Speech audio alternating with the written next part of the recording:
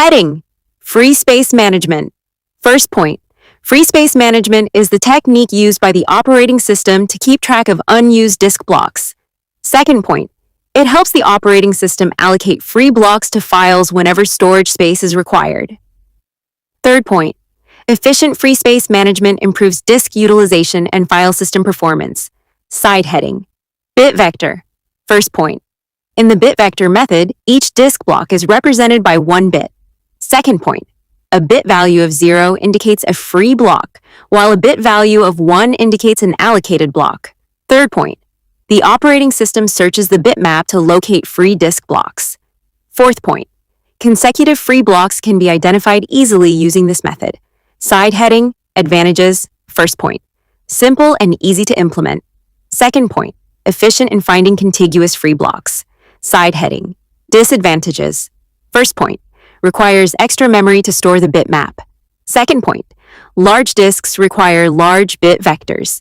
Side heading: linked list. First point: in the linked list method, all free disk blocks are linked together.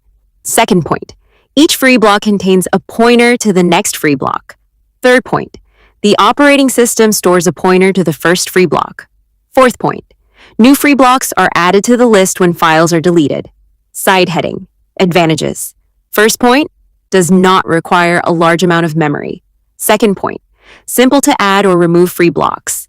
Side heading: disadvantages.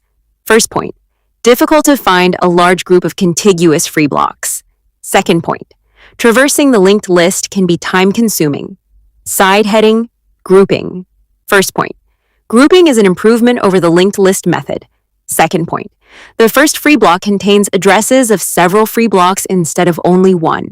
Third point: one of these addresses points to another block containing additional free block addresses. Fourth point: this method allows the operating system to obtain multiple free blocks quickly.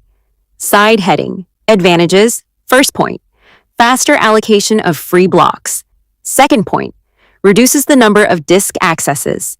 Side heading: disadvantages. First point: more complex to manage. Second point: additional bookkeeping is required. Side heading: counting. First point: counting is based on the observation that several free blocks often occur consecutively. Second point: instead of storing every free block address, the system stores the starting address and the count of free blocks. Third point: each entry consists of a block number and the number of consecutive free blocks following it. Fourth point: this method reduces the amount of space required for free space management.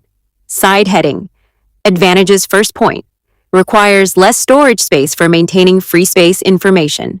Second point: efficient when large groups of contiguous free blocks exist. Side heading: disadvantages. First point: less efficient when free blocks are highly fragmented. Second point: requires updating count information whenever blocks are allocated or released. Side heading: space maps.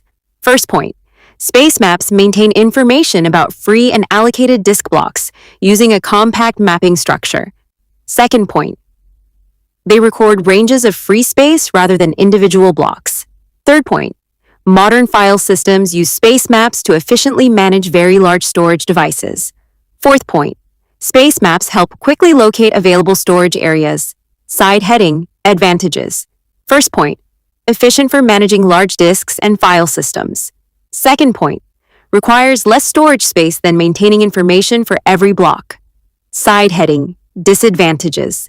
First point: more complex to implement. Second point: additional processing may be required to maintain map consistency.